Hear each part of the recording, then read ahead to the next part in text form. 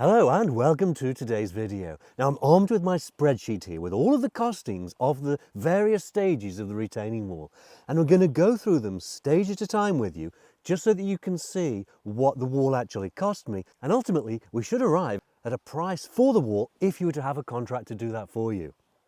Now I'm also going to put the final finishing details to the wall. One of those things I thought I was going to have to do was radius and round over that top edge, but thank you to all of those people who commented on the last video and have saved me the effort of having to do more brick cutting.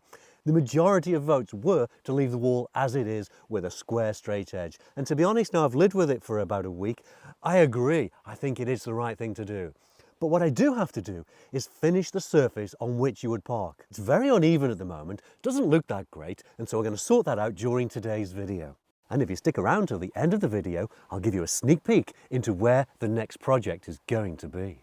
Now, the first stage of the project was, of course, to dig out, prepare and pour the footings, the foundations for the wall, including all of that steel work. To go through that spreadsheet, I think we'll head up into the tracks, find a new location and take a look at what it took to get those foundations in place and the cost of those individual components.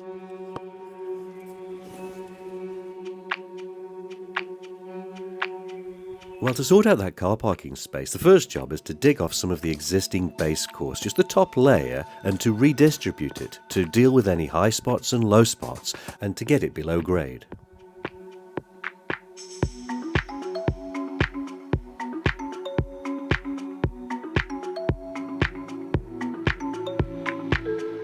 Now you will have seen in the first video in this series where I dug out the foundations for this retaining wall by hand. Now that wasn't necessarily a sensible decision. It did take me some time, but it was good physically. It was great for my mental health, it was great for my physical health. So on a whole, I'm quite glad I did that. But honestly, hiring a mini excavator is a much better solution there. It might cost a few $100s for the day, but you would certainly get it done. But I didn't, so that's not one of my costs. What did cost me is the steel rebar. Now the steel reinforcement, which was really a crucial part in the strength of this wall, there was 100 meters of steel. That's 300 feet. That's a lot of steel. And some of you even commented that maybe it was over-engineered. So the cost of the steel, $273.09. Then of course there were some miscellaneous items like the chairs that hold the rebar up off the base of the footing, the caps that go on the top of the rebar. That came to just $33.54. And then the concrete. Now a number of you commented that maybe with the concrete I should have just got a mini mix in and had that ready mixed and tipped. And again, that would have been really quick and maybe sensible, but it would have cost me more money. Now I brought in 1.5 cubic meters of builder's mix, that's 2 yards, and that cost me $206.69. Then there was the cement that goes with that, 8 bags of cement, and that came to $296.44. Now what this means is that the entire foundation work, that's the digging out, the steel reinforcement, pouring the concrete foundation itself and getting that ready for the block work, came to a grand total of $809.76. Now once the foundation's done, the next stage is of course to get the block work in place. So let's head up further up the track and take a look at the costings for the block work. But before we do, let's just go back to the dig and see how we're getting on. Well, the digging's going quite well. I've managed to redistribute a lot of this loose material to get the area really quite flat. And I've started to dig against the existing concrete driveway, and I'm taking it down around 2 to 3 inches. A lot of this material is going to have to be removed, so making use of the ATV here to just get rid of it.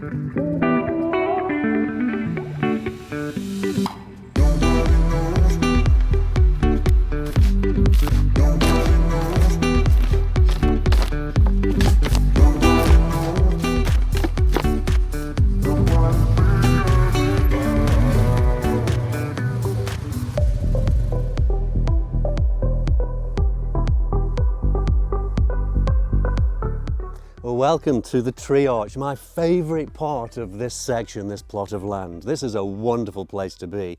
And I recently discovered that along this embankment at night, glowworms. It's such a fantastic sight. Now, the block work for the wall. I chose to use a series 20 block. That's 8-inch or 200 millimeters in width. I needed 92 of them, and the cost was $587.39 New Zealand. That's around about £300 for the blocks. But of course you also need the mortar to bond those together. And I did indulge in using the trade mortar once more because it's pre-mixed and it just saves the untidiness and the mess. Now, using trade mortar doubled the cost of the mortar. If I'd bought it loose, it would have been half the price. Now, for the blockwork itself, I used 210 kilos. That's about $114 worth, so not too bad, actually. I also needed to grout or fill the concrete blocks with concrete, and that cost me another $70. And then, of course, while I was building the blockwork, knowing I was going to put that decorative clay veneer on the front, I had to put brick ties in place. I chose to use steel strapping cut to length, and that cost me $68.59. I'm sure if I could get brick ties, they would have been quite a bit cheaper, but they did the job and they're certainly very strong. So that brings the total price for the blockwork to $840.30, or £403, 522 US dollars, 781 Australian, or around 479 euro. Now, the next thing, of course, is the brick skin, so I think we'll head further up at the track and talk about what costs could be associated with the use of brick. Now, back on the resurfacing job, the first thing I need to do before I can put any new material down is just to make sure that the base course is perfectly flat and level. So using a screed bar is the quickest and simplest way of doing that. And then running over it with a plate compactor to make sure that that material is well compacted, particularly against the edge of the retaining wall.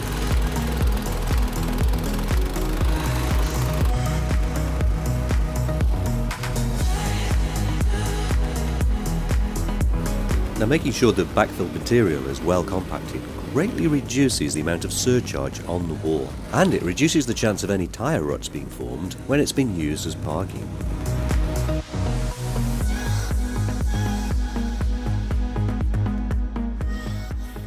Well, I'm just going to use some of this conventional weed mat to put down on top of this compacted base course, and then I can run my lime chippings over the top of that and compact that.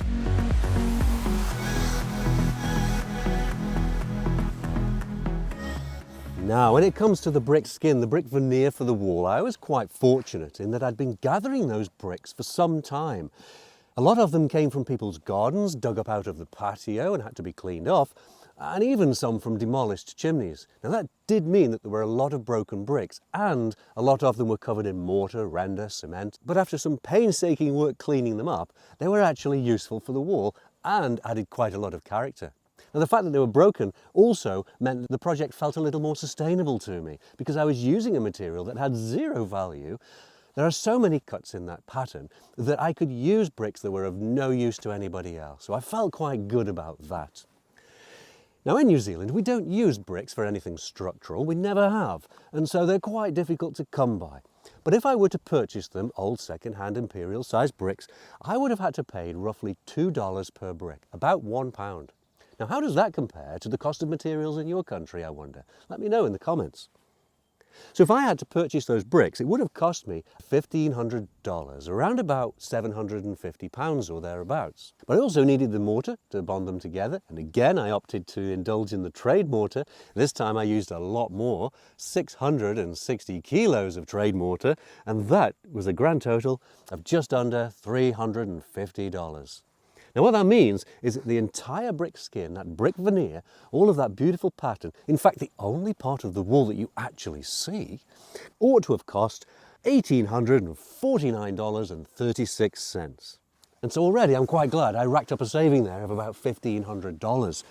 Now, although the brick veneer is the only part of the wall you actually see, it's crucial to protect that from the potential for hydrostatic water pressure. And so, of course, drainage had to be installed, and there's a small cost associated with that. So let's head up to the very, very top of the track here and talk about the costs. But before we do that, let's check out how the resurfacing is going down on the car park space.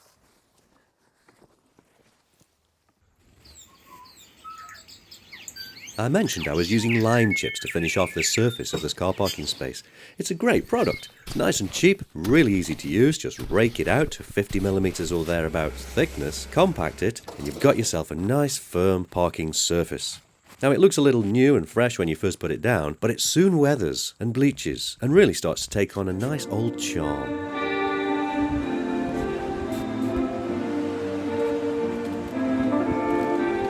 It's around the perimeter that weeds are more likely to take hold, so making sure the weed mat comes right to the edge of the wall but tucked under so it stays nice and neat is the best course of action here.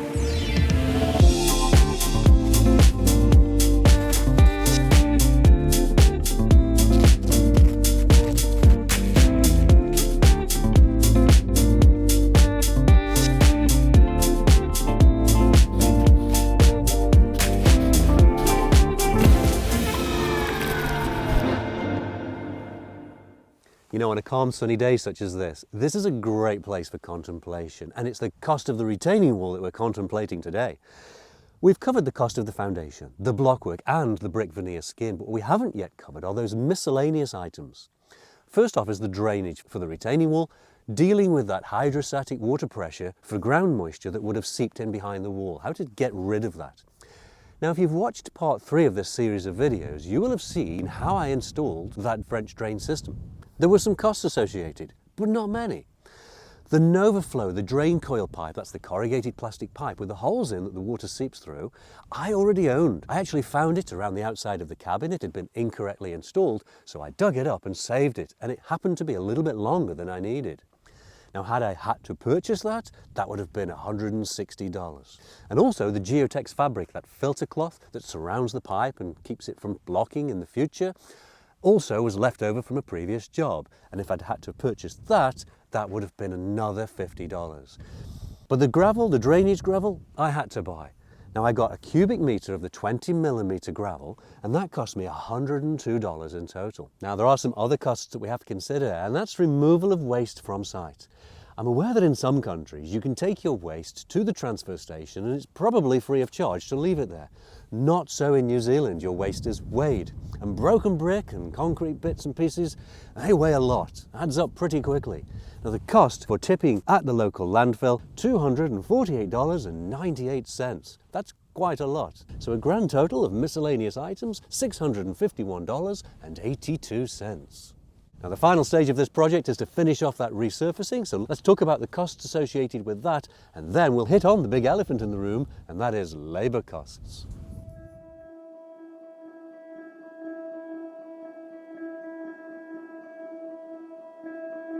A final run over with the screed to get it level, and then a couple of passes with the plate compactor to get it nice and firm.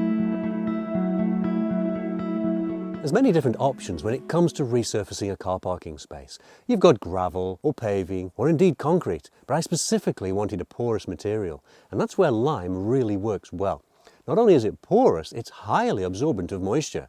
Lime is a calcium carbonate, and that means when it gets wet, it's going to form a really hard crystal structure on the surface, and that, combined with the sharp interlocking particles, really makes it quite a strong substrate. It's also fairly cheap and easy to use. It actually cost me just $220 for 1.5 cubic meters. That's about 2 yards of material. Now, before I put the lime down, you noticed I used the weed mat. That also had a cost associated with it, but again, fairly cheap, $32.50. So to resurface that entire space actually only cost $257.50. Pretty good value, I think you'll agree. So have you been keeping a running total? What's the material cost of this wall? We had $809 for the foundations, $840 for the blockwork, $1,850 for the brick, if I'd actually had to purchase all of that, $560 for those miscellaneous items, and then finished off with the resurfacing for only $257. And that makes the material cost for this retaining wall a fairly reasonable, I think, $4,318. What do you think? Does that compare well to the cost of materials in your country? Now, when it comes to estimating the labour charge on this, I have had a good go at this, and I've got some figures here that I think are relatively accurate. Now, this wall took me from the first spade in the ground to finishing off that resurfacing around about 300 to 400 hours. So let's say 350 hours of my time. And I'm not a professional, so a professional ought to be able to do this a little bit more quickly. Let's go for 300 hours for a professional. Now, an experienced bricklayer here in New Zealand might be able to earn something around $80 per hour, around about £40. So I'm using that as my figure. 300 hours, $80 per hour gives us a labour charge of $24,000, around about £12,000. And that puts the entire cost of the wall to a little under $30,000 as an estimate.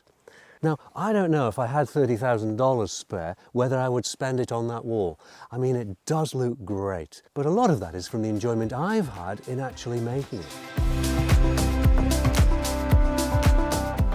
Well, thank you so much to all those of you who've subscribed to the channel, and thank you again for all of the suggestions and comments you put on my last video. Really is appreciated.